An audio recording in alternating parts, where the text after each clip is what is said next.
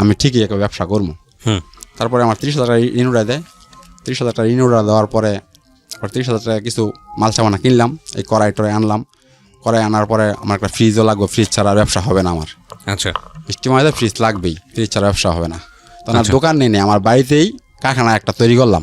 আচ্ছা, এই কড়াই টড়াই কিনে আই না তৈরি করলাম, একটা ফ্রিজ আনলাম। ফ্রিজ আনার পরে আমার থেকে 3-3,500 টাকা আছেই। দুধ কিনবো কি দা আর চিনি কিনবো কি দা, আমি একটা কষ্টের মধ্যে ফেলে গেলাম। তাই হোক, পরে আমার 2-1জনের হেল্প করে চিনি টিনি বাকি দিয়েছে, 2 নগদ টাকা কিনছি। কেনার পরে আমি একটা ব্যবসা বাণিজ্য করলাম, মোটামুটি আমার ভালো মাল তৈরি করলাম। আজকে বানাইলাম, বললাম এরকম দোকানে, হ্যাঁ আমার তো কিনে নিয়ে মিষ্টি বেচবো। আচ্ছা, পরে বানাইলে পরে প্রতিদিন মোটামুটি ভালোই ছেল। আজকে যা বানাই কালকে সব বিক্রি হয়ে যায়, বাড়ি থেকে এসে নিয়ে যায় আমার, নিয়ে ধারা দোকানে বেছে। পরে অনেক দিন চলতে চলতে মোটামুটি ভালো আমার সেল হয়ে গেছে।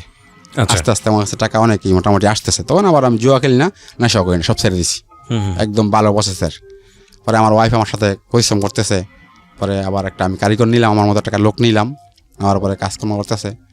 প্রায় 5-6 মাসের ভিতরে মোটামুটি আমি ভালো ক্যাশ ক্যাপিটাল 2-3 লাখ টাকা ক্যাশ হয়ে গেছে আমার হাতে। জুয়া টুয়া খেলি না। পরে আমি ব্যাংকে অ্যাকাউন্ট খুললাম, অ্যাকাউন্ট করার পরে ব্যাংকে রাখলাম। পরে হঠাৎ করে আমার ওয়াইফে আমার ওই যে ব্যাংকে যে টাকা রাখলাম এক চান্সে 3 লাখ টাকা আমি জমা দিলাম ব্যাংকে, অ্যাকাউন্ট যখন খুললাম। খোলার পরে আমি ব্যাংকের বইটা আনলাম বাড়িতে, কয় ব্যাংকের বই কার, আমি কি আমার। আর আমার ওয়াইফ দেখে 3 লক্ষ টাকা ফার্স্ট চান্সেই আমি অ্যাকাউন্ট খুলি, 3 লক্ষ টাকা জমা দিয়া। পরে খোলার পরে কয় তোমার নামে টাকাটা তুলে টাকাটা তুমি আমার নাম দিতা। আমি কই কে, আমি কোনো আর এখন নেশা বাণিজ্য জুয়া খেলি, আমি তো একদম ভালো দেখো না, ব্যবসা তার কিছু বুঝি না। প্রতিদিন এরকম সকালে রাতের 12টা পর্যন্ত কাজ করতেই থাকি এবং করতে করতে মোটামুটি চলতেছে আমার জীবন চলার ক্ষেত্রে। পরে প্রায় এমন প্রতি মাসে 20,000 10,000 টাকা তুইকেছি ব্যাংকে, তুইকেছি। পরে বলতেছে আমি যে জায়গায় থাকি আমাদের জায়গাটা অল্প একবারে, আমি কারখানা যে জায়গায় খুলছি এই জায়গাটা আমার চাচার জায়গা। চাচায় কয় এখন প্রায় 1 বছরের মতো সময় চাচা কয় এখন বাবা ঘর তো উঠেছো তো, কদিন করছো জানো তুই, টাকা আমার কিনে আমি নিলো। আচ্ছা, কিনে নিলো। আমি কাকা আর কয়টা দিন যাক, কিছু টাকা পয়সা মানাই, পরে একটা জায়গা কিনা কারখানা করলালো মনে চলতে পরে মোটামুটি অনেক টাকা পয়সা পড়ায় এমন ব্যবসা চলতেছে। আমার ব্যবসা পুরো নাম ডাক হয়ে গেছে। পরে আমি একটা ব্যবসার মানে একটা মিষ্টির কার্টনের আমার দোকানের একটা নাম সিস্টেম করতে করছি। পরে অনেক দিন পরে আমি একটা বাক্সর নাম দিলাম, বিশাল মিষ্টান্ন ভান্ডার আমার দোকানটার নাম দিলাম। আচ্ছা, এটা আমার ছেলের নাম দেওয়ার পরে অনেক মোটামুটি আমার আড়াজা থানায় এরকম কোনো ব্যক্তি আমাকে চিনে না যে বাদ নাই। একদম ছোট থেকে একদম একটা আড়াজা থানার অলিয়ে গলিয়ে সবাই আমার মিষ্টি ছেড়ে গেছে এবং আমার নাম ডাক অনেক হয়ে গেছে। আচ্ছা, প্রচুর চলাচল আছে। মানে আমার প্রতিদ্বন্দ্বিতা ছিল এই আলামিন ডাকার, তাই আলামিন মিষ্টি যাইতো, সে আলামিন মিষ্টি কার্টন করে বিক্রি করতো, আলামিন আমার রানিং এটলা আলামিন মিষ্টি আর ঢাকা থেকে যায় না 2,500, একদম বদ্ধ হয়ে গেছে। শুধু বিশাল মিষ্টি চলতেছে, 2,500 এরকম কোনো জায়গা নাই, অলিগলি নাই আমার মিষ্টি চলে না যে। পরে আস্তে আস্তে পরে আয়া থানা, পরে আস্তে আস্তে এই রূপগঞ্জ থানার দিকে আসতে শুরু করলো। অনেক বেচাকিনি আমার রানিং হয়ে গেল, সবাই অলিগে চিনা গেল, এত ভালো মিষ্টি এত কম রেটে বিক্রি করা হয়। আচ্ছা, পরে চলতেছে অনেক চলতেছে। পরে 2-4জন কারিগর, পরে আমার পুরো আরও 2-3জন কারিগর বাড়ানোর পরে অনেক কিছু অনেক বান্ডবাতে কিনলাম, কেনার পরে অনেক কিছু করলাম। পরে দেখতেছে আমার কাকা দেখতেছে অনেক আমি র্যাঙ্কিং উঠে গেছি, অনেক নাম ডাক হয়ে গেছে আমার ব্যবসা বাণিজ্য অনেক ভালো হয়েছে, চলতেছে। পরে হঠাৎ প্রায় আমার 8-10 লক্ষ টাকা, আমার 8-10 লাখ টাকা পরে ব্যাংকে জমা হয়ে গেছে। পরে আমার ওয়াইফ আসলে পরে আইসা পরে দেখে প্রায় 10 লক্ষ টাকার মতো ব্যাংকে। কয় আল্লাহ তুমি একটা জায়গা টাকা কিনার পরে জায়গা কতদিন থাকবা কতদিন? আমি কই দেখি কিনবো, একটা ভালো জায়গা পাইয়া কিনবো, ছোট একটা ঘরে থাকি, মানুষের জায়গা কয়দিন কারখানা করে রাখবো আমি। পরে চলছে আমাকে দেখবো, পরে কিনবো করতে করতে এমন প্রায় আমার আরো 2-3 লাখ টাকা, প্রায় 12-13 লাখ টাকা হয়ে যায়। ব্যবসা চলতেছে হাই স্কুলে অনেক স্পিডে চলতে ব্যবসা চলতেছে। আমার মাল কোনো ইচ্ছা করতে পারে না, আজকে রাতে বানাই সকালে বিক্রি হয়ে যায়, এরকম চলতেছে। পরে হঠাৎ করে এমন ওই আগের যে জুয়া খেলার বন্ধু বান্ধবের সাথে আবার একটু যোগাযোগ হয়ে গেল। পরে দেখি কিনবো যোগাযোগ হতে পারে, আস্তে আস্তে আবার জুয়া খেলাতে নেমে গেলাম। জুয়া খেলাতে নামার পরে দেখেছে এমন খেলা ধরি 5,000 10,000 টাকা, একদিন যায় 2 দিন যায়, মানে একদিন আসে 4-5 দিন হারি। ওমা, আমার বউ ওয়াইফ জানে না আবার আমি যে টাকা উঠে গেছি, এটিএম কার্ড আমার থেকে, চেক বই আমার থেকে, আমি এটা বাইক আর রাখি নাই, এটা আমার কাছে আর পার্সোনালভাবে রাখছি আমি। এই কাজ উঠে গেছি, এরকম ব্যবসা চলতেছে আমার হরদম। তো ব্যবসার দিকে তখন মন আস্তে আস্তে আমার গাম্ভীর জায়গা থাকা নষ্ট হইয়া। আচ্ছা, কারিগর দিয়ে করা গেছি, কিন্তু কারিগররা দিয়ে প্রতিদিন আমার যে নাম ডাক মিষ্টির এরকম আসতে গেলে মরতেছে এটা। আমি যেই কাজটা করি এই কাজটা আমার অনেক ভালো হয়, কিন্তু কারিগরিটা করাইলে ওই খাওয়া দাওয়া করার জন্য তাড়াতাড়ি বাইরে যাওয়ার জন্য কোনো মতো কইরা থুয়া জায়গা আর। তারপর আমার চলতেছে পরে এরকমই আমি আস্তে আস্তে ইয়া পরে চলতেছে, পরে আস্তে আস্তে হঠাৎ করে শোনে আমার ওয়াইফ দেখে আমার এটিএম কার্ড এবং আমার চেক বইয়ের ইটা দিয়ে খেলায়। চেক বই আবার আমি লিখতে পারি না, আমি যার চেক বই লেখাইতাম সে আবার ওই অল্প একটু জায়গা থাকে না, 1 লক্ষ টাকা উঠাইলে ওই অল্প একটু জায়গা 1 লক্ষ টাকা লেখা রাখতো, উঠাইয়া দিত। পরে এমন পরে 4-5 লক্ষ টাকার ভাতা উঠে লেখে গেছে, লেখা পরে টাকাটা থাকতো যায়। পরে আমার ওয়াইফ দেখতো, দেখা বলতে এক ঘটকা দেখা বলে কয় তুমি এত টাকা তুইলা, তুমি এত টাকা কে লেগে উড়াইলা বলতেছে। আমি এমনি উড়াইছি, ব্যবসা বাণিজ্য দরকার হয় উড়াইছি, আবার থুয়ে দেবো। আর ওয়াইফ কয় তুমি 5-6 লাখ টাকা উড়াইছো, দেখা গেছে চেক বইয়ের মধ্যে, তুমি এত টাকা কই থুয়ে দিবা। আবার আমার ওয়াইফ বলতেছে আমি কই থুয়ে দেবো মানে আমি আছে টাকা একজন দিছি, এরকম মিথ্যা কথা বলতেছি। কিন্তু আসলে যে আমি ওই যে সঙ্গে জুয়া খেলা আবার ধরে ফেলছি, এরকম চলতেছে, জুয়া খেলা চলতেছে। চলার পরে এমন ওই একদিন যেতে 8 দিনই হারি, আটতে আটতে পরে একদিন হঠাৎ করে যেমন আজকে তো হারতেন, তারপর খেলতেন কেন? খেলতাম ওই যে ওই টাকার লোভে আসতে, লোভে যে যদি আসে, যদি আসে যদি এরকম চলতেছে আসে পরে দেখি এরকম চলতেছে। এবার এমন যাই আর আসে, এমন একদিন আসে 4 দিন যায়, এরকম লোভের লোভে পড়তে পড়তে ব্যবসা চলতেছে, টুকটাক ব্যবসা করতেছে। আর আমি ব্যবসার দিকে মন না, আগে যে পরিশ্রমটা করতাম সকালে 12-1 পর্যন্ত পরিশ্রম করতাম, সেই পরিশ্রম আর আমি করি না। আমার ওয়াইফ দেখে সারাদিন পর বুঝতে পারে আমি জুয়া খেলায় পুরো লিত হয়ে গেছি। পরে টিকিট খেলা জুয়া খেলে তারপরে আবার তাস খেলা ধরলাম, তাস খেলতে যেতাম বন্ধু বান্ধবের সাথে। আচ্ছা, কাজ কাম ফালাইতে তাস খেলতে যেতাম। কারিগর কোনো মতো করলে করছে, না করলে নাই। এমন মাল নষ্ট হয়েছে কতদিন এমন চলতেছে আমার দিনকে দিন। মিষ্টির আবার নাম ডাক আছে না, মিষ্টি দরকার প্রতিদিন 200 কেজি, জন্ম দিতে পারে 100 কেজি, এরকম হয়েছে। তারা দেখেছে আমি ব্যবসা বাণিজ্যের মনই দিই না, আমি চলতেছি মন্দিমুখী। মানে আমার টেনশন হলো যে আমার 8-10 লক্ষ টাকা 12 লক্ষ টাকা আমি জমাইলাম, টাকা কিনবো, সেই জায়গাতে আমার টাকা কমতেছে, আস্তে আস্তে বাড়ে না টাকা, টাকা বাড়বো সে জায়গায় বাড়ে না, কমতেছে। তারপর দেখি এরকমই চলতেছে। আমার ওয়াইফ অনেকেই আমার সাথে রাগারাগি করতেছে। করার পরে একদিন পরে আমার ছোট ভাই আমার সাথে চাপ সৃষ্টি করলো। চাপ সৃষ্টি করার পরে আমার ওয়াইফ ঝগড়া লাগলো এই টাকা পয়সা লইয়া। আমার ওয়াইফকে অনেক মার দিছি, মারতে তার একেবারে পানিতে ফেলাই ফেলেছি। অনেক সময় কথা বলতেছে, তারও তো পড়া নিয়ে আছে, এত টাকা আমার যেমন উঠে কী করলো, সেটা তো আমার সাথে পরিশ্রম করছে। মার দেওয়ার পরে আমার ওয়াইফ চলে গেছে তার বাপের বাড়িতে আমার ছেলের নিয়ে। পরে আমিও যাই না আনতে, পরে 3-4 মাস হয়ে গেছে। আমি কাজ কাম করি, পরে দিই অনেক রাইন্দা বাইরা কারিগরে খাওয়াবো না আমি খামো, যাইকাছে। পরে ওয়াইফ 3-4 মাস পরে আবার আমার ওয়াইফ আসলো, ইচ্ছা করি আসছে, দেখতেছে এই অবস্থা। আসার পরে আমার সুমন্দির নিয়ে আসছিল, সুমন্দির নিয়ে আসার সুমন্দির অনেক বকাবাজি করলাম। আমি কই আপনার বোন আমি লেদাঙ্কা, আমার লাগতো না আপনার বোন, আমি যা করি আপনার বোনের খাওয়ান দরকার খাওয়ান, আমি জিজ্ঞাসি পন দরকার পরন দিয়েছে, আমার বোনের কেউ তেলে দাম লাগেছে খাওয়ান টাউন আমি আনতেছি। পরে সুমন্দি বলতেছে এইটা তোর কথা না, তুমি যে এত টাকা পয়সা কামাই গেছো, টাকা পয়সা কই যাইতেছে আমার বোনের তো এরা বুঝতেছে, তোমার বালার লেগে বলতেছে, তুমি যদি এরকম করো চলবো। পরে আমার মন্দিরে আমি বকাবাজি অনেক করলাম। সুমন্দি আমার ওয়াইফটা রাইখা সুমন্দি রাতেই চলে গেল। চলে যাওয়ার পরে আমার ওয়াইফটা আমার ঘরে জায়গা দিই না। পরে আমার ছেলেও কান্নাকাটি করতেছে, পরে আমি ছেলের আমার সাথে রাখছি কতক্ষণ, পরে ছেলেও থাকে না, ছেলে মার সাথে চলে যায়, মারানো যাবো। আমার ওয়াইফ বাইরে বই রয়েছে পরে পরে 12টা বাজে পরে আরেক ঘরে গিয়া আমি আর জায়গা দিই না, আমার ওয়াইফরে জায়গা দিই না। 12টা বাজে পরের দিন গড়াইছে, পরের দিন আবার ইচ্ছা মতো মারছি, মার দিয়েছি খালি। আচ্ছা, মার দিয়েছি। পরে অনেক কান্নাকাটি করে পরে আরেক ঘরে 2 দিন রইলো। পরে থাকতে পরে ছেলের ডাক খুঁজে করে মায়াডায় আবার আসলো। আসার পরে এবারে আমার ওয়াইফের কথা বলতেছি, আবার আমাদের মিল হয়ে গেল, আগের দিন চলতেছে। চলার পরে আমার ওয়াইফ দিকে আসতে দিকে আছে, তুমি যে টাকা এত পরিশ্রম করো, টাকা পয়সা জমাও, কারণ দেখছোই তো, কারণ এই যে আজকে যদি তোমার কিছু হয়ে যায় তা আমার কি, তুমি দেখছোই, তুমি আমার সম্পর্ক করে বিয়ে করছো, আমার তো আর কেউ দেখতো না তোমার বাড়িতে, তুমি যদি মরে কিছু হয়ে থাকা তাহলে আমার একেবারে 4 কোটি গোল, আমার এই বাড়ি থাকার জায়গাও নাই, বাই করে দিই, আমার ছেলে আমি কই যাবো, বুঝাই আছে আমারে। তো আমি আমার ওয়াইফের সাথে বলতেছি ভালো হয়ে যাবো, কিছু করতাম না। তারপরে দিই আমার ওয়াইফ আসতে মানে দেখে আমি খেলি, ওই জুয়া খেলেই যাচ্ছে। হ্যাঁ খেলতেছি, ব্যবসা দিয়ে কোনো মনই নেই। পরে অনেক পার্টি মোটি আমার বাড়িতে আসে, মিষ্টি মাল পায় না, ঈদের মধ্যে অনেক মিষ্টি বেচাকিনি টেচাকিনি হয় ঈদের মধ্যে বা পয়লা বৈশাখে। মানে আপনি মিষ্টি বানানোর দিকে মন নাই? হ্যাঁ, মন নাই। ওই কারিগররা কোনো মতো করলে করে, না করলে নাই, নষ্ট করে। পরে আমার ওয়াইফ বলে কই তুমি নাই, কারিগররা অনেক কিছু নষ্ট করে, হয় খেলা নিয়ে যায়, তোমারই লস হয়ে গেছে।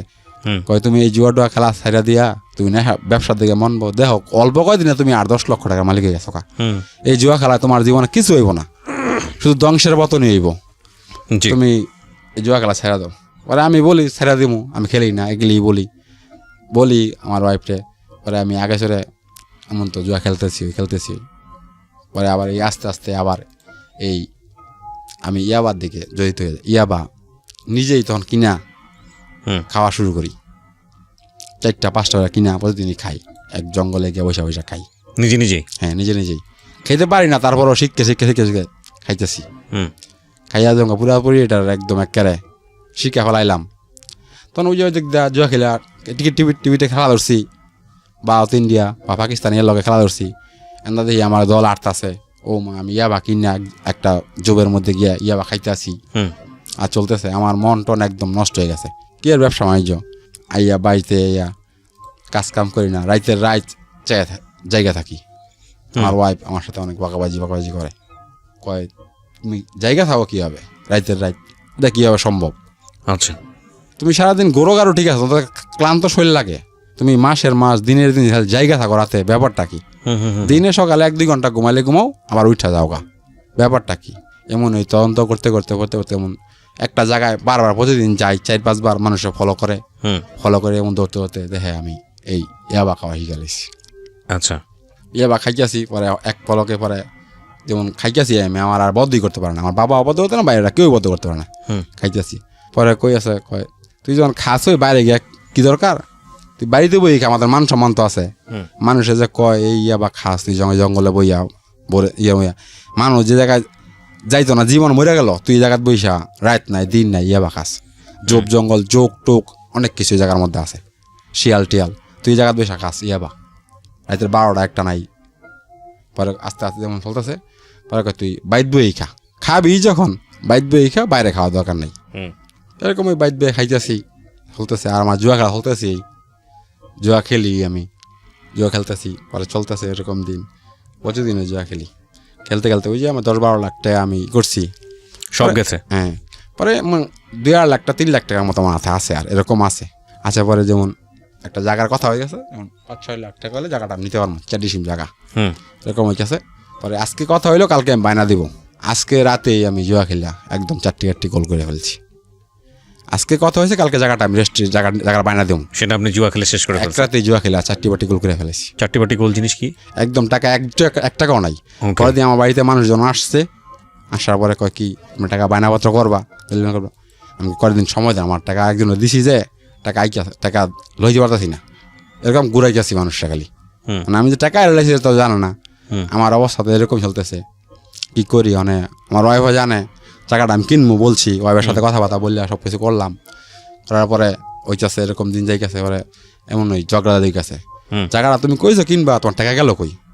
পরে আমার এই চেক বইটা জমা বইটা নিয়ে সে ব্যাংকে গেল, ব্যাংকে গিয়ে চেক করলো আমার অ্যাকাউন্টে কয় টাকা আছে, দেখে শুধু 3,000 টাকা অ্যাকাউন্টে আমার আছে। পরে আমার ওয়াইফ করলো, ম্যানেজার ইয়ের সাথে অ্যাকাউন্টে জিগেলো, সে কত লক্ষ টাকা এই পর্যন্ত জমা দিছে খালি। পরে হ্যাঁ 13,60,000 টাকা মতো আপনার হাজবেন্ড খালি জমাই দিছে, 1 টাকা উড়ায় নাই এর বিনিময়। আচ্ছা, 13,60,000 টাকা জমা দিয়া উড়ায় নাই, এরপরে আর জমা দেয় খালি উড়াইছে বসে খালি টাকা সে উড়ায় খালি নিচেই, জমা দেয় নাই। আমরা বলছি বাবু টাকা পয়সা জমা দেন না, দিই ব্যাপার কি, সব সময় যে ভালো নাকি এগুলি বলছে। পরে আমার ওয়াইফ আসলো, আইসা পরে আমার বাবারে বা কাকা করে ডাইকা বললো, কই দেখেন আপনার পোলায় 13,60,000 টাকা ব্যাংকে জমা দিছে, এর মধ্যে জমা দিছেই আর উঠায় নাই, এর মধ্যে উড়ান যে শুরু করছে, তারপরে আর 1 টাকাও থই নাই, সে 1 টাকাও থই নাই। এরকমই বলছে জায়গাটা লইব, জায়গাটা লইতে পারে নাই। তারপর এগুলি অনেক ঝগড়াঝাটি হইলো। পরে আমার বাবাটা ভাই আর কাকারা বইলো, কয় দেখ বাবা যা করছ জীবনে অনেক তো করলি রঙ্গ তামাশা করতে বলতো, জীবন ব্যর্থ, তুই দেখতে কিছু পাইলি না। কয় এই যে তুই খাওয়া শিখছস, আমাদের ফ্যামিলির মধ্যে এগুলি কিন্তু কেউই খায় না, এরকম নেশা কারোই নাই, তুই যে এক নেশা করলি। পরে আমার ওয়াইফ বলতেছে কয় তুমি দেখো সম্পর্ক করে আমার ইয়ে আছে এমবই তোমার বাড়িতে মান সম্মানের ইটা কম, আমার দৌড় কম, তুমি সম্পর্ক করে বিয়ে করছো, তোমার ইচ্ছায় বিয়ে করছো, এটা করছো, তুমি যদি এগলি এই জুয়া টুয়া ইয়া বাটে বা খাও, এটা তোমার জীবন, তোমার ছেলে বড় ইয়া, তোমার ছেলেও তো একদিন দেখে গেলাই হঠাৎ করে। তার কথা আমি সেটা শুনি না, আমার খাওয়া খাইতেছি আর খেলা খেলতেছি। পরে আমার বাবা আবার কিছুদিন পরে এরকম একটা, আমার বাবাই আমাকে 1 ডিসেম্বর টাকা রেজিস্ট্রি করে বাড়ি থেকে দিছে। দেওয়ার পরে আছে জায়গাটা, পরে রেজিস্ট্রি করে দিছে। পরে আমার বউর ওয়াইফ আমার কাছে কথা, তার ছেলে হয়েছে, আমি তোর আগেই রেজিস্ট্রি করে 1 ডিসেম্বর টাকা দিয়ে দিলাম। দেওয়ার পরে উনি আমার ব্যবসা আর আয় নাই, যে জায়গা মাসে 20,000 30,000 40,000 টাকা ব্যাংকে তুইছি, আয় নাই, খালি ব্যয় করতেছি। ব্যয় করতে করতে পরে এরকম হয়েছে ইনকামের আমার মিষ্টি মোটা টুকটাক চলতেছে, কিন্তু নাম ডাক আগের থেকে খালি আস্তে আস্তে উঠছে যাই, আবার এমন মরতেছে, নষ্ট হয়ে গেছে। যেমন তোর মানুষ একদম একেবারে ওভারলোডে জানানি আছে গা। পরে হঠাৎ করে মানুষে কয় সে ইয়াবা খায়ও ইয়া বিক্রিও করে, আমি কোনোদিন ইয়াবা বিক্রি করি নাই, ইয়াবা খালি খাইছি। খেতে খেতে পরে এমন চলতেছি, আমার জীবন চলতেছে, খালি ইয়াবা খাইতে খাইতে পরে গেলাম যে বাড়িতে বসেই খাই। আমার মাঝে মাঝে আমার ছেলেও দেখে ফেলে আমি ইয়াবা খাই। আমার ওয়াইফ আমাকে বলে কয় দেখো তোমার পোলায় তোমার দেখে ফেলা কি খাও, তোমার কাছে তোমার সামনে কয় না, গিয়া আমার ছেলে আমার কাছে কয় দেখো বাবাই কি খাইতেছে জানি। আচ্ছা, মানে ছেলেই দেখে ফেললো? হ্যাঁ, দেখে ফেললো। পরে কয় দেখো আমার আমি খাওয়ার পরে আসার পরে আমার ওয়াইফ কান্দা কইরা বলতেছে কয় দেখো তুমি আজ কি খাও, তোমার ছেলে তোমার দেখে, আর তুমি এগুলি খাও আমার কাছে কয়। তোমার কাছে কইতে পারে না ঠিক আছে, কিন্তু আমার কাছে তো কয়, সে তোমার বয়ে তোমার কাছে কিছু কইতে পারে না। কয় তুমি যেগুলি করতেছ, কয় দেখো করতেছ এমন ওই একদিন যায় 2 দিন যায় খাইতেছি চলতেছি। পরে আমার ছেলেও পড়ায় এবার লেখাপড়া কইরা ভালো রেজাল্ট করে, প্লেতে প্রথম স্থানাধিকারী, নার্সারিতে প্রথম স্থানাধিকারী প্লেতে উঠছে, এবং প্রথম স্থানাধিকারী ও আনা থাকতো, বড় আনা উঠছে কেজিতে প্রথম স্থানাধিকার করে। দেখো ছেলেটার কি লেখাপড়ার মান টান, তুমি একটু হ্যার দিকে নজর দাও, একটা মাস্টার রাখা তারা লেখাপড়া করাও, দেখবা সাই তোমার করবো, তুমি এই রঙ্গন সব ছেড়ে দাও। পরে আমি তারপরেও গেলি সারি না, ছেলে আমার দেখে পড়াই দিনই দেখে, তারপরে এটা আমি ছাড়ি না। পরে আমার ওয়াইফ এগুলি হয়েছে করে, আমি আরো ওয়াইফে বকাবাজি করি, মাইদার করি, এগুলি চলতেছে আমার জীবন। আচ্ছা, চলতেছে।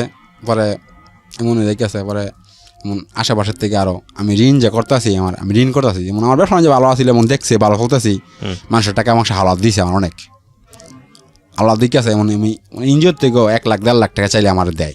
আমি একটা ব্যবসা করি, জানে এলাকার সবাই নাম ডাক আছে আমার, এরকম দিকেছে এমন ওই পরে 4-5 লাখ টাকা আবার উল্টা আমি ঋণ হয়ে গেলাম গা। আচ্ছা, এমন চলতেছে, ঋণ হয়ে গেলাম কারণ এই টাকা পয়সা দিমু কি হবে, মানে আমি খালি দিন যায়, আমি ক্ষতি করি, খালি আয় নাই, আমার ব্যয় হয়, ইনকাম যা হয় এত বেশি ব্যয় করে লাই। ইনকাম 1,000 টাকা, খাইয়ে লাই 2,000 টাকা। আচ্ছা, জুয়া খেলে লাই 5,000 টাকা। চলতেছে এরকম জীবন চলতেছে। আমার ওয়াইফ খালি কান্নাকাটি করে, কয় দেখো ইয়ারপরে হঠাৎ করে মানুষের ঋণ আর কতদিন আমার দিব, মানুষের যখন পাওনাদার দিতে পারি না, বেকা টাকা দিতে পারি না, তাই আনছি যার থেকে দিতে পারি না, এই মানুষ বাড়ি ঘরে আসা শুরু করতেছে, আসতেছে বলতেছে ঘরের নিমুগা ভাঙ্গা, এই আলমারি নিমুগা ভাঙ্গা, ফ্রিজ নিমুগা, হ্যান করবো না ত্যান করবো না। আমি কই দেখেন আমরা সবাই মিলে দেখেন আর 10 লাখ আর 7-8 লাখ টাকা ঋণ হয়ে গেছি আমি। আমার এই কয়টা মারলে তো আমার ঋণ সবার কেউ ক্লিয়ার হতো না, আর যদি ঋণ ক্লিয়ার তাহলে আমরা লয়ে যান গা, তখন দুঃখ নেই আমার। আমি বলতেছি এটা মানুষের বাঁকাবাজি করেছে, মানে আমার তো বাঁকাবাজি গায়ে লাগে না, ওই নেশায় আমার টাকা অনেক টাকা গেছে গা হাতের থেকে, ইনকাম করার পরে টাকাটি নষ্ট চলে গেল গা, আমার গেছে না।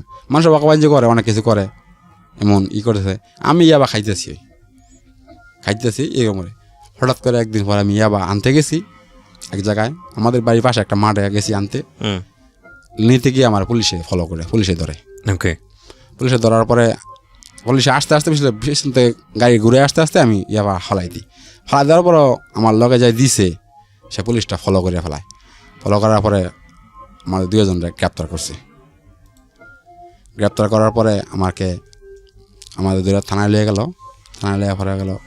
আমার ছেলে, আমার ওয়াইফটা সবাই কাঁদতেছে, কান্নাকাটি করার পরে গেল, আমার ছোটো ভাইও গেল, আমার ওই সৎমাও গেল, আমার বাবাও গেল। দেওয়ার পরে ছাড়ে না, সে বিক্রি করে, বিক্রি করে। পরে কিছু মাইট টাইট দিল, মাইটটা দেওয়ার পরে আমি বলছি দেখেন স্যার আমি ইয়াবা বিক্রি করি না, খাই, সেটা বলতে পারেন।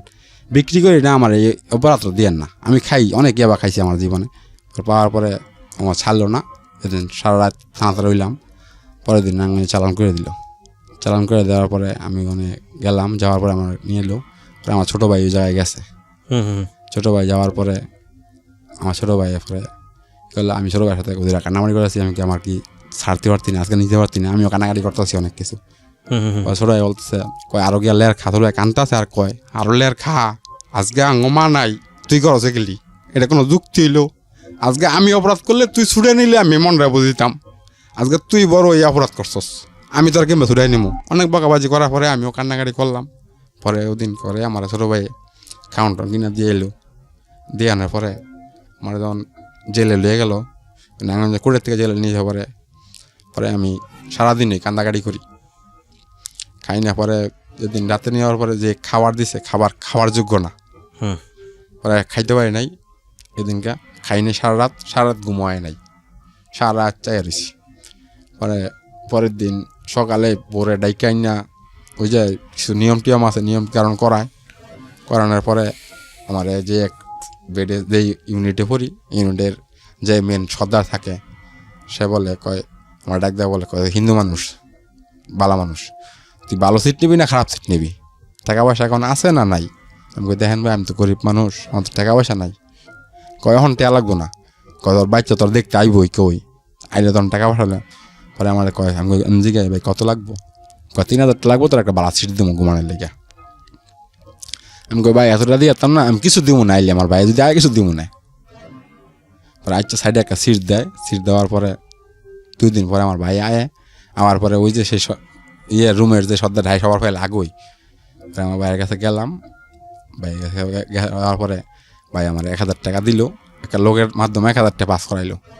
পরে 100 টাকা কম দিয়েছে, আমার 900 টাকা দিছে। 900 টাকার পরে তো যে খাবার দেয়, খাবার আমি খাইয়াছি না। পরে আমি বাইরে দেখতে অনেক কান্নাকাটি করি, আমার ভাইও অনেক কান্নাকাটি করে, কয় দেখ তোর শুনানিও এক শর্ত আছে, তুই আর জীবনে খাবি না এগুলি ক।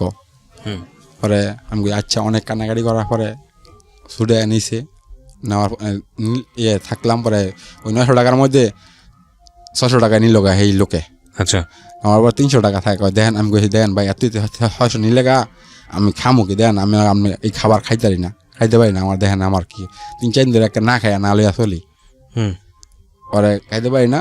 পরে হ্যাঁ 600 টাকা 300 টাকা ছিল, 300 টাকার মধ্যে আমি এক প্যাকেট সিগারেট কিনি 100 টাকা দিয়া ওই জেলের ভিতরে। ওই 200 টাকা থাকা সিগারেটের প্যাকেটে ওই টাকা তুইছি, রাতে টাকাই নিছে প্যাকেটে নিছে আমার। পরে আর খাইতে পারি না। পরের দিন আমার শালায় গেছে আমার দেখতে, পরে শালায় আমার 500 টাকা দেওয়ার পরে শালা 500 টাকা নিয়ে কিছু কিনাকাটা খাই ওই জায়গার ভিতরে। পরে 8 দিন পরে আমার ছোটো ভাই আইসা কয় তোর যাবি নইছে। ছোটো ভাই ওদিনও কান্নাকাটি করে আমার সাথে দইরা, কান্নাকাটি করার পরে কয় আর খাবি না ক, কইলাম খাইতাম না। পরের দিন সকালে আমার ভাই বাইরে এলাম, বাইরানোর পরে আমার আর কেউ নিতে আয় নাই। আর বড় ভাই ওই যে নাঙ্গন চাকরি করে, বড় ভাইয়ের কাছে গেলাম, আর তো গাড়ি ভাড়াও নেই, আমি যাম গিয়ে 12,000। বড় ভাইয়ের কাছে গেলাম, পরে বড় ভাই যে শরীরে জামা কাপড় আসলে সব হালাই দিয়া নতুন জামা কাপড় কিনে দিচ্ছে আমার। দেওয়ার পরে আবার আমি 2,500 আসলাম, আইসা দেখি পরে আমার যেই অবস্থা, আমি তো এমবই ইনটিন করে থিয়ে গেছি জেলের ভিতরে গেলাম। পরে আমি যে গেলাম ছুটে গিয়ে বলে আমার ওয়াইফ আবার ব্যবসা কয়দিন কারিগরে সব চলে গেছে, এই 5-6 দিন আমার ওয়াইফ একাই মিষ্টি বানাইছে। মিষ্টি বানায় আমার প্রায় 35,000-40,000 টাকা মতো লাগছে বাই করতে, আমার ওয়াইফ 20,000 টাকা দিছে ওই একা মিষ্টি বানাই ওই ছেলের লইয়া। মিষ্টি বানায় 20,000 টাকা দিয়া, আর আমার ছোটো ভাই বাকি 20-30,000 টাকা লাগে দিয়া বইরা বাই করে আনছে। আবার পরে আমি 2 দিন যাই, ও মা 2 দিন যাওয়ার পরে আবার এই ইয়াবা আমি খাই, ওই খাওয়ার পরে ঘুরে ফিরে আবার ইয়াবা খাচ্ছি। পরে আমার ছোটো ভাই একদিন দেখে ভালো, ছোটো ভাই লাড়ি মাড়ি লইয়া আমারে মারতে আইসে অনেক কিছু। পরে আমি ওই যে এটার নেশা মেশা অনেক ছোটো ভাই খারাপ ব্যবহার করলাম, আমি খামই। কতটা বাই করাম কয় এগুলি তো কষ্ট নেই, আগে বাই করার আগে আমাকে বাই করে আঞ্চস খেলে গা, উল্টো কথা হয়েছি বাই করে আঞ্চস খেলে গা খেলি বলতেছি। এরপরে ছোটো ভাই আমার কিছু টাকা পয়সা পানা আসলে ওই যে জোরটা খেলে হারাইছি, পরে 20-25,000 টাকা ছোটো ভাই পানা। ছোটো ভাই চাপ সৃষ্টি করতেছে, এলাকার মানুষ চাপ সৃষ্টি করতেছে আমারে, চাপ সৃষ্টি করতে করতে এরকমই মানুষের টাকা পয়সা কয়দিন করবো ঘুরামু, ওই পরে একটা এনজিও উড়াই হ্যারে একটা ঋণ দেই, এরকম হ্যারে একটা ঋণ দেই, এরকম করতে করতে পরে হঠাৎ করে দেই আমার জায়গায় মানুষের টাকা পয়সা দিয়ে এবার খাইতে খাইতে ব্যবসার একটা 4টি গোল হওয়ার পর যায়, ব্যবসার পুঁজিবাটি সব শেষ হয়ে থাকা। আচ্ছা, পরে আমার ওয়াইফটা বলি আমাকে আমার তো ঋণ হয় হ্যাঁ যে ইঞ্জুর উড়াই আছে, ইঞ্জুর শেষ না ঋণ দিব না, ব্যবসা বাদ দেবো। পরে আমার ওই যে শ্বশুর বাড়িতে যেই আমাকে আমার ওয়াইফকে স্বর্ণ দেয়, সেই স্বর্ণ আমি এক বুড়ি বিক্রি করে ফেলাই ওয়াইফটা বইলা। আচ্ছা, বলার পরে বিক্রি করে ফেলাই, প্রায় 30-35 হাজার টাকা বিক্রি করে পাইয়া পরে আবার ব্যবসা চালে রানিং করি, চলতে থাকে। চলার পরে চলতে এরপরে আবার কিছুদিন এমন অফ থাকি, নেশা বাণিজ্য জুয়াটা খেলি না। পরে আমার আস্তে আস্তে ঋণ টিন ক্লিয়ার করার পরে কিছু একটা লাইন গার্ড হয়েছে, ব্যবসা আবার মোটামুটি ভালো আমার চলতেছে।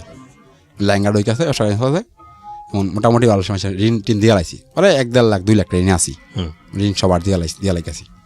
এলে যাবার আমার এক খালা ছিল, খালায় আসা বললো, কান্নাকারি করলো, কয় আমার 20-25 হাজার টাকা দে, তোরা কিছুদিন পরে যা লাগে আমি তা দিই মনে। পরে আমি দিলাম 50 হাজার টাকা দিলাম। 50 হাজার দেওয়ার পরে আমার ছোটো ভাই নাগরসুল দিতে, আমার বাবা আমার ওয়াইফের নাগরসুল দিতে কয় তুমি যে আমার টাকাটা দিলা, টাকাটা আনতে পারবা নি? পরে আনতাম কই ঠিক আছে দেখুন না। দেওয়ার পরে আমার বলছে তারা 1 বছর পর 6 মাস পরে 2 লাখ টাকা দিব, 50 হাজার বললি ঋণ সব ব্যাংকে দিব। ও মা পরে দেখে আছে মনে হয়। পরে আবার ওই যে আবার ওই টুকটাক এই নেশা বাণিজ্য করি আমি, চলতেছি নেশা বাণিজ্য আমার। পরে আমার খালার যে 50 হাজার টাকা দিয়েছি, খালার আমরা গেলাম, আমি কই দেখ আমার অবস্থা খারাপ, আমার টাকাটা দিয়ে এখন আমার টাকা লাগবো। লাগার পরে খালা 10 হাজার 20 হাজার দিকে দিতে খালায় 80 হাজার টাকা দিয়ে 50 বললে 80 হাজার টাকা খালার থেকে আনছি। 80 টাকা আনতে পরে আমি ওই যে আবার ওই জুয়াটা টুকটা টাকা খেলি ওই ব্যবসা বাণিজ্য টুকটাক চলি, খেলি ওই জুয়া ইয়ে বা মেয়ে খাই ওই খাইতে পরে এরকম ওই আবার ওই 2-2.5 লাখ 3 লাখ ঋণ হয়ে গেছি। মানে তো আর মানুষে আর ঋণ দেয় না, আমার আর চাইলে আলার টাকা পয়সা মালটা কিছু কিনতে দেয় না। কী করি পরে ওই যে বাবাই আমার একদিন জায়গা দিয়েছিল, এই জায়গাটাও আবার বিক্রি করে দেওয়ার চিন্তা ভাবনা করতেছি। বিক্রি করে দেবো আমার ওয়াইফ দিকে আছে, কয় এই যে তোমার এই কারখানার মাল সামান আছে, এটি বিক্রি করি নাই, মাল সামান আছে এটি আছে, এগুলো যাইবা কই? পরে যামু কই? পরে আমি কইলাম, আমি কই যাই যা কিনা আমার 1-2 মাস সময় দিব, সময় দেওয়ার পরে কী করুন। পরে যে জায়গাও বেচতে পারি না, আমার বাবা জায়গা বেচতে যায় না তোর কাছে, জায়গা তো আমি দিছি তুই বিক্রি করে দিলে বিক্রি লেখা অনেক কিছু ওই কাছে এমন আমি জুয়াটা খেলি ওই মানুষের খালি খারাপ কই, বাবার খারাপ কই ওই পরে লাস্ট এক ফিনিশিংয়ে দেখাছে পরে আমার সৎ মাই জায়গা আমি কিনবো। পরে আমাকে জায়গা নাও আমার ঋণ ভেঙে দাও, ঋণ ভেঙে দিলে আমি বাচ্চা দামগা। পরে দূরে গিয়ে কী করে না করি তোমার দেখতা না, আমি একা মনে। পরে এমন ওই ভালো থাকে এতটা ঋণ এক ডিসিম জায়গা এতটা দাম হইব 70-80 হাজার টাকা বেচতে যাইব। পরে আমার মার টাকা রেজিস্ট্রি করে দেওয়ার পরে আমার রেজিস্ট্রি করে দিলাম, আমার মার নামে টাকা রেজিস্ট্রি করলো, আমার সৎ মার নামে। আর 70 হাজার টাকা দিল আমারে। 70 হাজার টাকায় রেজিস্ট্রি বেশি ওই কাকে বাকে সিরা ফেরা নিব আমার, যেমন 2.5 লাখ টাকা ঋণ 70 হাজার টাকা কী হইব আমার। পরে এমন সবারই কম বেশি করে দিয়া পরে আর ব্যবসাটা চালু করলাম। এই 7-8 হাজার টাকা আসলেও চালু করে দিই, ঋণ তো আসি ওই 7 হাজার টাকা কিছুই হয় না ব্যবসার। ওই যেমন কামাই 500 টাকা খাইলে আবার 2 হাজার টাকা জুয়া খেলি না, নেশা চলতেছি আমার, জুয়া খেলা ফেলা দিয়েছি অন্য নেশা করি ওই নেশা করতেছি ওই করতে করতে এমন চলতেছি ওই মানে এক সময় 30-40 গোল মানে আর ব্যবসা করতেই পারি না বুঝলে। তারপরে বেশি দিন ব্যবসা করতে পারিনি, করার পরে করি না। পরে অনেক দিন বয়ে খাইলাম মানে করে চাইলাম তো ডাইলাই না, আমি চাকরি করলেও মোটামুটি 12 টাকা বেতন পাই। তো চাকরি করলে কি বুঝি আমি যে সারাদিন কাজ করি, রাইতে টাকা পাইলই কি না বা খাইলাই চলতেছে এরকম। ওই দিন অভাব পড়ানো হলতাছই এরপর এমন জায়গা চাকরি করি আর মাঝে খবর পাই আমি এমন চাকরি করে চাকরিতে লাগলাম, একদিন করলে 3 দিন করি না, এরকম করি। কত টাকা পয়সা নষ্ট হয়ে গেছে আমার ভালো লাগে না চাকরি মাকরি পরের কাজ করতে। নিজের কাজ করছি এতদিন, নিজের সাহায্য করছি, পরেরটা করতে ভালো লাগে না, করতে আসি। পরে চাকরি করলাম, চাকরিতে লাগার পরে 700-800 টাকা পাই। এ বাড়িতে আজকে 500 দেই, 3 দিন দেই না, খাই হইলাই চাকরি কিন্তু কাজ প্রতিদিনই করি, পার ডেই করি, এমনই চলতেছে আমার কাজ করি ঠিকই, আবার এই খাই হইলাই। আমার ছেলেও পরে আমি বাড়িতে এসে তো খাই, এটা দেখে ছেলেও দেখে দেখে।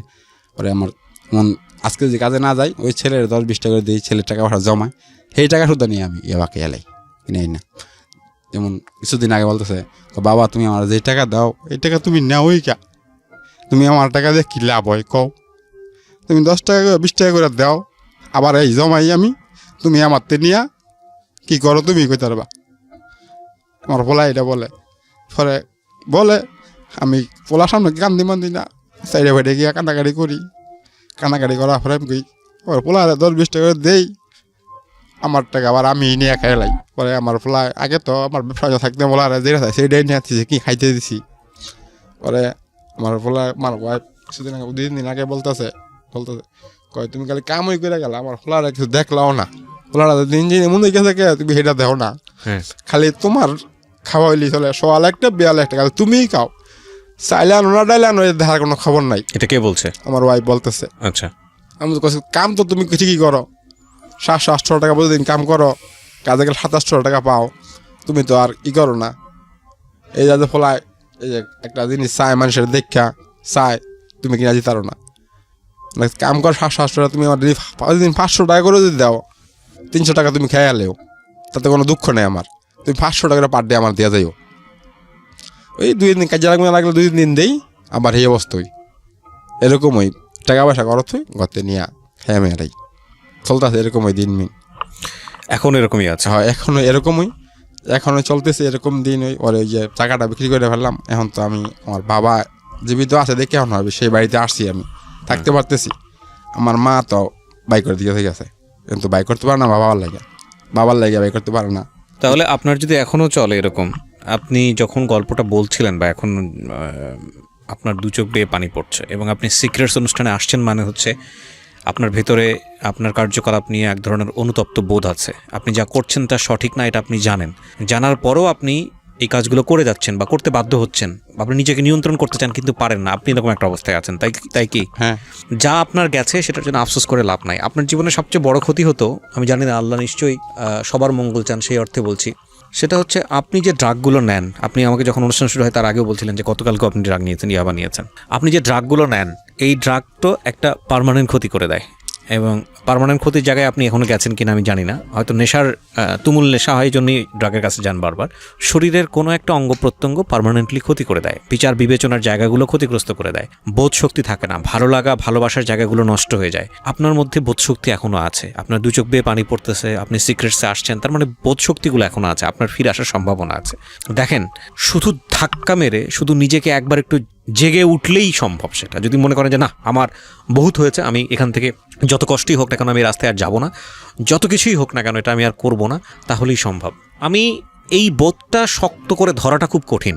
আমি যে কথাটা বললাম আপনাকে যে না আজকের পর থেকে আমি আর করবো না, আজকের পর থেকে আমি আর যাবো না, আমার সন্তান আমার কাছ থেকে 2 টাকা চায়, সেটার জন্য আমি দিতে পারি না, এটা আমার জন্য খুব দুঃখের বিষয়। আমি এত টাকা রোজগার করেছি, এত টাকা আমার কাছে থাকলে হয়তো আমি একটা নিশ্চিতভাবেই একটা জীবনযাপনের দিকে আগায় যেতে পারতাম, আমি পারি নাই, সেটা একটা খুব দুঃখজনক বিষয়। কিন্তু আপনার কি গেছে সেটার দিকে না তাকায়া আপনার কি আছে সেটার দিকে তাকান, তাহলে আপনি সামনের দিকে সহজ আগাতে পারবেন। দেখেন আপনার কি আছে আমি বলি।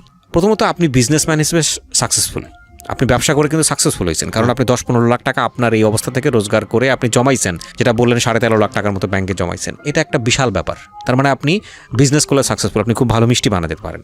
এই বিদ্যা তো কেউ আপনার কাছ থেকে নেয় নাই। এই বিদ্যা আপনার কাছে আছে এবং কনফিডেন্টও আছে, কারণ আপনার অভিজ্ঞতা আছে।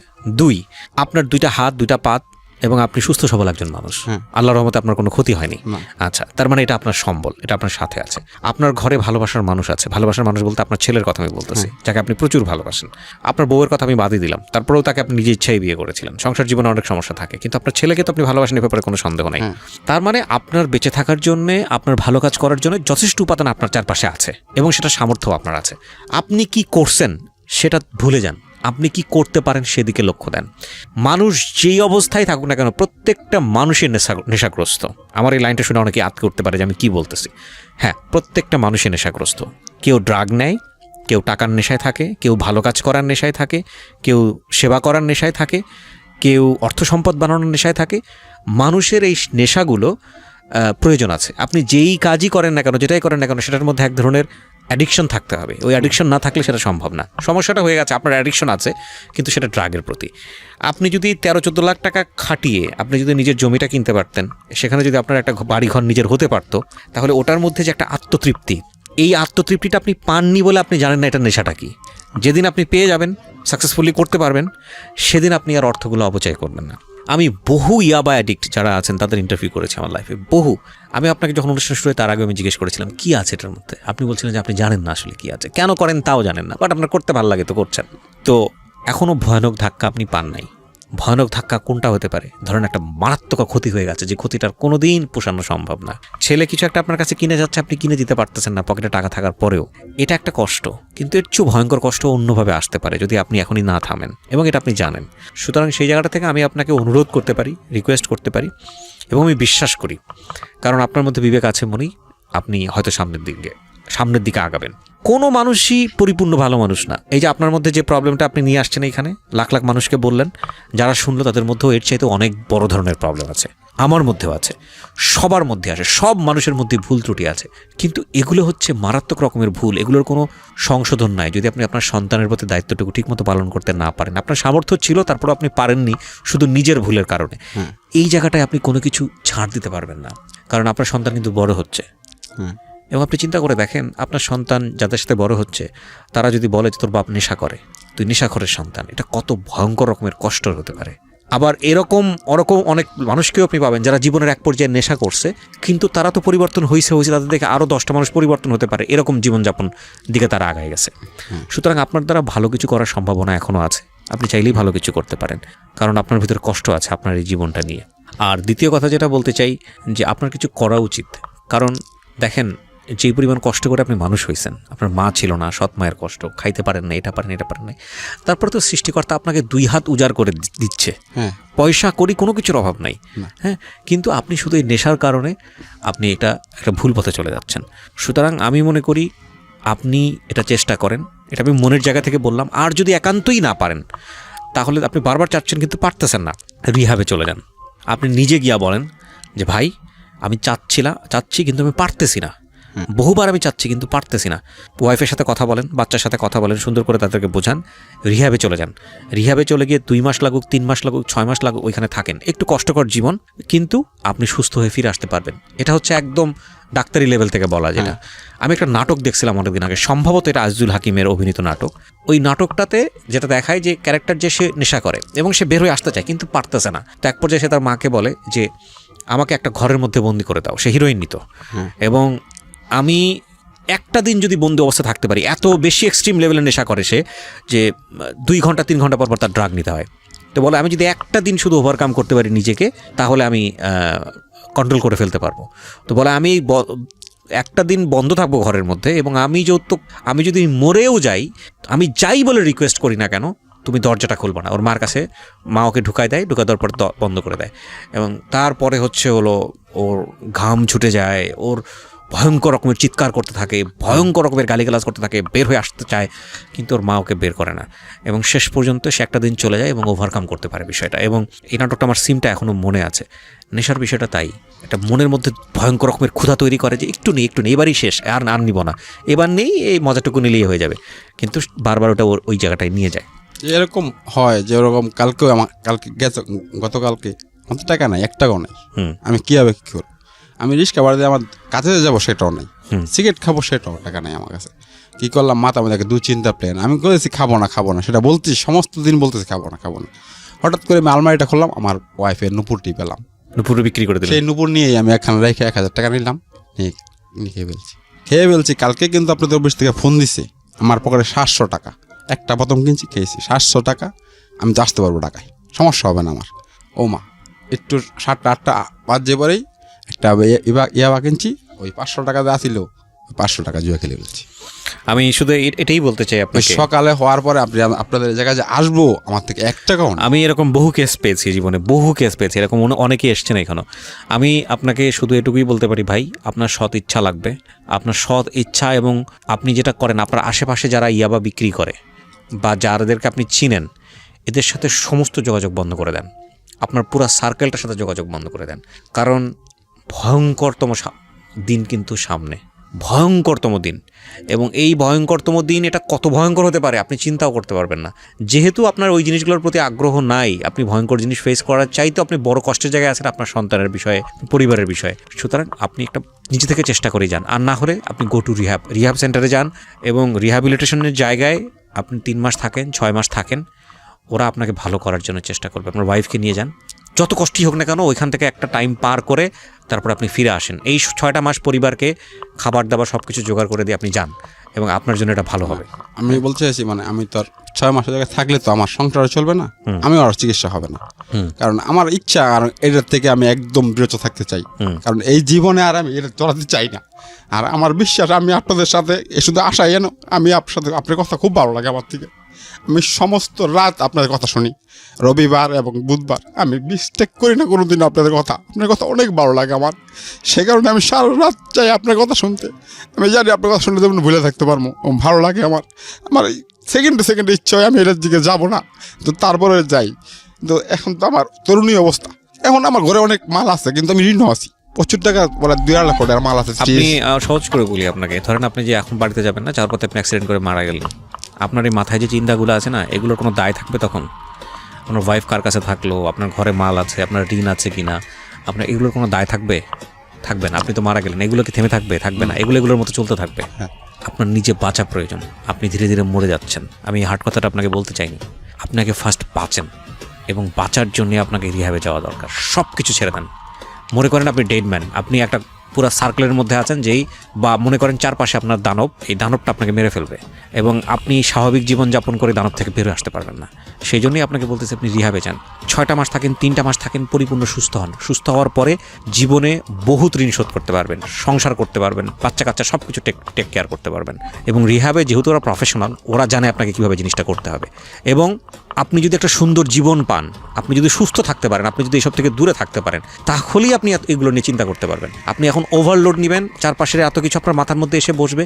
আপনি যদি সুস্থই না থাকেন, আপনি যদি ভালোই না থাকেন, আপনি এগুলো শোধ করবেন কী করে? বরং আরও বোঝা হয়ে যাবেন। তখন আপনার আর এই জিনিসগুলো আরও বেশি বোঝা লাগবে আপনার কাছে। সুতরাং আপনার উচিত ফার্স্ট হচ্ছে রিহ্যাবে চলে যাওয়া, আপনার ওয়াইফের সাথে কথা বলা, সবার সাথে কথা বলা, বলে যে আমার এখন ট্রিটমেন্ট দরকার, আমার এই অবস্থা, আমার ট্রিটমেন্ট দরকার, এবং আমি ট্রিটমেন্ট যদি ঠিক মতো না হয় আমি শেষ হয়ে যাব। ঠিক আছে, তাহলে কী করতে হবে? আমাকে রিহ্যাবে যেতে হবে। যত কষ্টই হোক আপনার, আপনি রিহ্যাবে থাকবেন, এবং থাকার পরে আপনাকে একটা, যখন দেখবেন যে না আপনি ঠিক করতে পারছেন, আপনি এটা ছাড়াও সুন্দরভাবে জীবনযাপন চলে, আপনি বের হয়ে আসেন, নতুন জীবনযাপন করেন, ফাইট করেন। এবং আমি বিশ্বাস করি যেই মানুষটা জীবনে খারাপ জিনিসের অভিজ্ঞতা নেয় এবং খারাপ জিনিস থেকে ফিরে আসে, ভালো জীবনযাপন করতে চায়, ওই মানুষটা স্বাভাবিক মানুষের চাইতে বেশি আউটপুট দেয়, সে বেশি ভালো কাজ করতে পারে, কারণ সে খারাপের টেস্টটা জানে।